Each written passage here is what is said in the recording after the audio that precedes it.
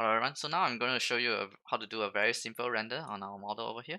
So we have previously already set up the timeline, and we can use left click and right click on our keyboard to jump between the views. So that's really useful, and I can now actually just hide this timeline.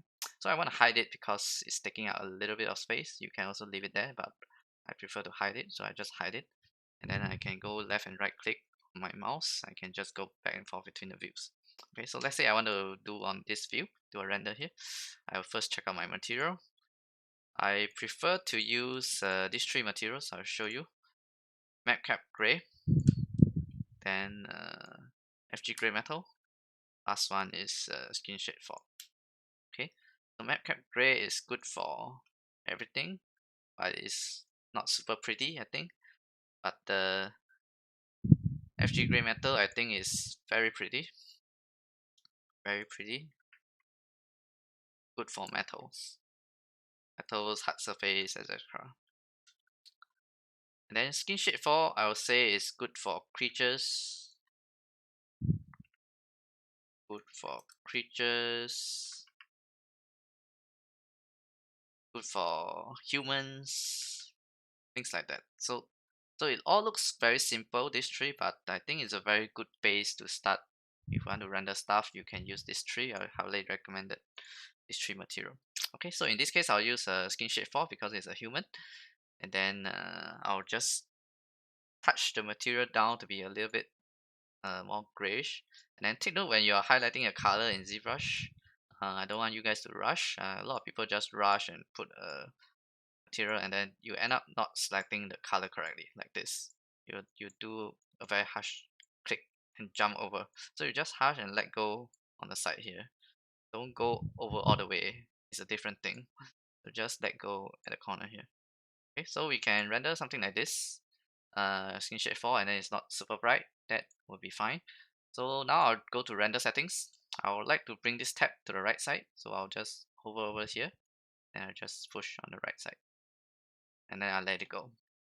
If you didn't do that properly, it may jump to the right side. I mean, it will jump to the left side by default. So if I click it, normally it will jump to the left side here. Let me just show you. If it jumps to the left side, okay, what you need to do is to just drag it to the right side. And then there's this divider here. You just want to double click it to close it so that you have enough space. The right divider, you can also close it so that sometimes if you have things and materials, polygon counts, if your monitor is a little bit small, you may want to close this divider temporarily. Alright, so now we have all these settings done. The very simple button we need to press is just press best. Okay, so we just need to press best, and then we will render the material.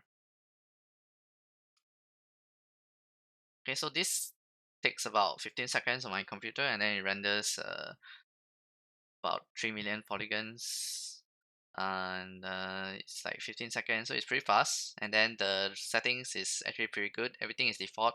You don't really need to change it. Now I just need to go document, export to export this image. So I'll just export this as earthquake.png model, PNG, sorry.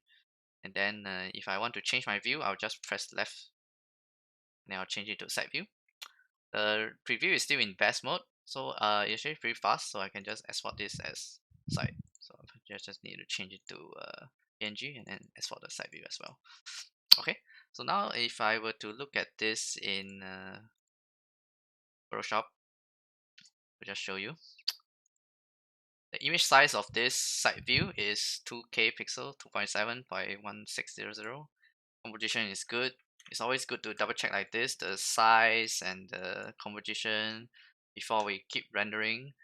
This one is good as well. The headspace, the composition, the size is good. Image size, very nice. And then you can see the quality is really much better. Okay, there's still a little bit of artifacts, but it's not bad. Okay, for a quick render 15 seconds like this. And then we are going to render many different views, so this is a good settings for us. So I'm not going to render all the views, so this is a good setting that we should stop at. Okay, so yeah, so I can catch you on the next video. There's a bonus video on BPR render as well, but that's all you need to know for now. Okay, see you on the next video. Bye.